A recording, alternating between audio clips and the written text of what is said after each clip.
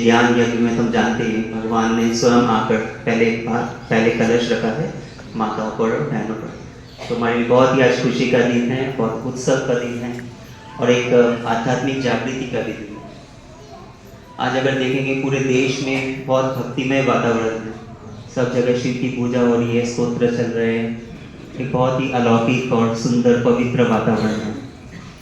इस समय हम देखते हैं कि कितने मंदिरों में कितनी भीड़ है, कितने कतारों के भगत खड़े हैं भगवान की पूजा के लिए, शिव की आराधना के लिए। लेकिन इस पर्व को, इस महापर्व को जो हम आज 88वां मना रहे हैं, महाशिवरात्रि मना रहे हैं, तो शिव के साथ रात्रि का क्या संबंध है, ये सोचने वाला विषय है। कभी भी किसी का जन्मदिन होता है तो कहते हैं उसका जन्मदिन है, भले वो रात में ही पैदा क्यों ना हो। लेकिन जब भगवान की जयंती की बारी आई, जयंती बोलो, महोत्सव बोलो, तो उसको रात के साथ हमने जोड़ दिया। तो कुछ विचार हमें जरूर चलने चाहिए कि ऐसा क्यों है, क्या मतलब है कि शिव की जयंती को हम रात में मना रहे हैं। जो भी आज का दिन है, घोर अमावस की रात होगी आज। तो जनरली अमावस में कुछ अच्छा किया नहीं जाता है, कहते कि अमावस का दिन है, कुछ करो मत, कुछ अच्छा नहीं करो। और हम यहाँ पे भगवान की जयंती मना रहे, वो भी घोर अमावस की रात। तो जरूर इसको हमें सोचना चाहिए कि ऐसा क्यों, सिद्धांत कैसे पैदा हुआ ये कि अमावस की रात में भगवान की जयंती मनाएं। साथ साथ उपवास करते हैं, व्रत रखते हैं। कितनी माताएं, बहनें, भाई आज चाहते हैं कि मुझे शिव जैसा पति मिले, शिव जैसा भाग्य मिले या शिव जैसा कुछ भी संबंध मिले, और हम इसके लिए उपवास और व्रत करते हैं। अगर स्वयं भगवान हमारे पिता हैं तो क्या हमें पिता से कुछ मांगने के लिए उपवास करना पड़ता है कि पिता की बातों पर चलना पड़ता है? पिता की बातों पर चलना पड़ता है। तो उन बातों को समझने का एक बहुत अच्छा मौका है हमारे पास, इसलिए आपके सामने कुछ वक्तव्य रखूंगा जो हम जाकर बाहर जाके सोचे और इसी बात को चिंतन करके दूसरों को भी समझाएं। क्योंकि ब्रह्मा कुमारी ईश्वरीय विद्यालय स्थापना ही इस कारण हुई है कि भगवान का सत्य परिचय जन जन तक पहुंचाना। हम बहुत समय तक भक्ति की, हम सब ने जन्म जन्मांतर भक्ति की, लेकिन जन्म जन्मांतर के भक्ति के बाद क्या मिला हमें? आज हम देख रहे हैं दुख, अशांति, है ना, कलह, द्वेष। तो ये तो कहीं बात फिट नहीं बैठ रही है कि हम भगवान की भक्ति भी करें और भगवान हमें रिटर्न में ये दुखमय संसार देवे। तो ये तो हो नहीं सकता। तो या तो हम भगवान को नहीं जानते या हमारा उसका जानने में कुछ डिफरेंस है, अंतर है, जो हमें आज समझना चाहिए। तो शिव के साथ रात्रि, जैसे हम मुरली में भी सुन रहे थे, दीदी ने भी थोड़ा विस्तार किया कि ये दिन और रात की बात नहीं हो रही है, ये सृष्टि चक्र का दिन और रात की बात हो रही है। जैसे आज दिन है, लेकिन अगर हम संसार में भी न्यूज़ खोलें तो क्या मिलेगा? 100 बैड न्यूज़, 100 बैड, एक के बाद एक न्यूज़। तो दिन में भी क्या हो रहा है?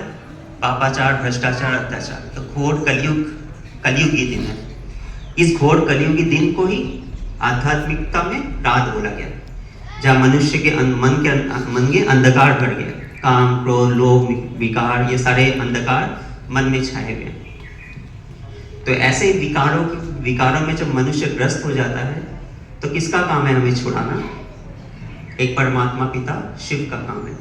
तो वो शिव ब्रह्मलोक से अपना धाम छोड़कर हमारे बीच 1936 में ही इस सृष्टि पर अवतरित होकर ब्रह्मा तन के आधार से फिर से हमें ज्ञान से जागृति दिला रहे।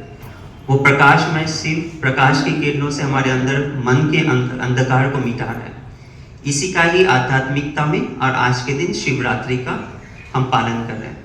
लेकिन जैसे पहले कहा, हम बहुत कुछ बिना सोचे समझे ही किए जा रहे हैं, जिस कारण हमें जो चाहिए, जो मिलना चाहिए, वो मिल नहीं पा रहा है। लेकिन अब इन बातों को समझकर हमें ये समझना है कि कैसे उस निराकार परमपिता परमात्मा शिव जो सृष्टि पर आया हुआ है, उससे कैसे हम जुड़े, जो कि हमारा सच्चा माता पिता है, कैसे हम जुड़े। उसके लिए ही भगवान ने हमें राजयोग की विधि सिखाई कि हे मन, अपने को आत्मा समझ, मुझ पिता परमात्मा को परम धाम में मैं जो हूँ, जैसा हूँ, जानकर मुझे याद करो।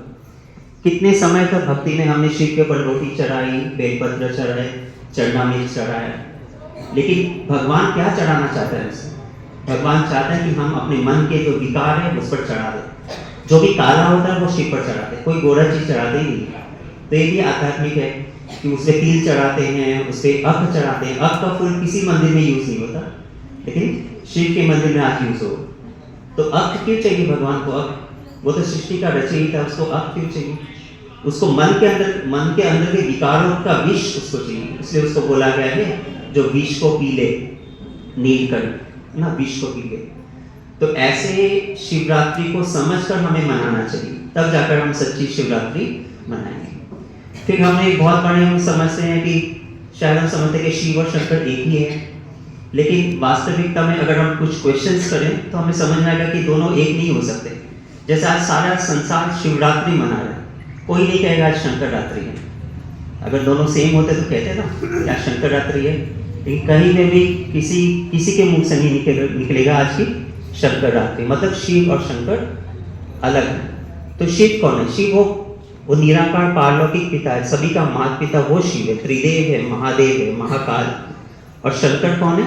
शिव का रचना, शिव रचयिता, शिव की रचना, त्रिदेव का एक पार्ट है शंकर, जिसका काम है पुरानी दुनिया का विनाश। तो वो भी अच्छा है, पुरानी दुनिया का विनाश भी एक अच्छा कार्य है। विनाश ऐसे अच्छा कार्य नहीं होता, लेकिन भगवान ने क्या रचा? इस पुरानी सृष्टि का विनाश करने के लिए शंकर जी को एक निमित्त बनाया है, लेकिन मनुष्य इन बातों को न समझने से शिव और शंकर को एक कर दिया। तो कहते हैं शंकरालय नहीं कहेंगे, शिवालय, सदा शिव सदा शंकर नहीं। फिर आते हैं उपवास और व्रत पर। तो उपवास का अगर हम शाब्दिक अर्थ भी देखें तो उपवास का मतलब है मेरे साथ रहना, उपवास। भगवान एक परम पिता की तरह हमें क्या बोलेंगे कि बच्चे तुम मेरे साथ रहो और जो मैंने तुम्हें शिक्षा दी उसको फॉलो करो। एक पिता भी क्या करेगा घर में? बच्चे तुम खाओ पियो सब कुछ करो, लेकिन तुम मेरी बात सुनो, मेरा नाम बदनाम न करना। तो भगवान भी हमें श्रीमद् भगवद गीता में हमें श्रीमद् दिए और बोला था फॉलो करो और तुम मेरे साथ रहो, ये उपवास करना। लेकिन मनुष्य ने आज इस बातों को न समझने के कारण उपवास का अर्थ निकाल लिया कि बिना खाए निर्जला रहना। जबकि अभी दीदी कुछ देर पहले बोल रही थी कि हम अपने बर्थडे में कितना खाते पीते हैं, है ना? और हमारे जब बाप का बर्थडे आया, मतलब भगवान का बर्थडे आया, तो हमने उसमें खाना छोड़ दिया।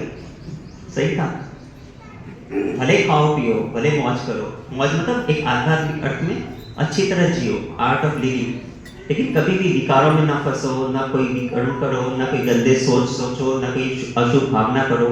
तो ये सब वृत्ति से ये सब चीजों को हटाना, ये है व्रत लेना। तो आज के इस कलयुग में हम जब देख रहे हैं ना कि सबसे जरूरत है अब भगवान जो है जैसा है उसे जानकर मानना। भक्ति बहुत कर ली, बहुत चल ली है, बहुत इधर उधर माथा टेक लिया, इस मंदिर गए उस मंदिर गए, लेकिन जब तक हमने जीवन में इस परिवर्तन नहीं लाया तब तक हमारा कल्याण नहीं हो सकता। और शिव का तो सीधा अर्थ है कल्याणकारी। तो वो कल्याणकारी बाप आकर हमें राजयोग द्वारा हमें शिक्षा दे रहे हैं कि बच्चे अब अपने को आत्मा समझ मुझ पिता परमात्मा को दिल से याद करो। उस याद से आपके विक्रम दग्ध होंगे और तुम मेरे पास आ जाएंगे, तुम शिवमय बन जाएंगे। तुम्हें जो चाहिए था ना शिव जैसा, ये चाहिए वो चाहिए, सब तुम्हें मिल जाएगा। तो ये है सच्ची शिवरात्रि मनाना। तो आज का ये बहुत शुभ अवसर है जब हम इन बातों पर रमन करें। हमने तो बहुत तो नहीं, इस सभा में बहुत तो नहीं बातों को समझ लिया है, लेकिन जो भी इस सभा में नए आए हैं, पहली बार आए हैं, तो उनको आग्रह है हमारा कि अब इस शुभ अवसर को जाने ना दें। आप आइए, यहाँ पे बहुत अच्छी तरह आपको भगवान के कर्तव्य की बातें बताई जाएंगी और आपका जीवन सचमुच सुंदर और सुहावना हो जाएगा। इसी की शुभ भावना के साथ आज की शिवरात्रि की फिर से बहुत बहुत बधाई। ओम शांति।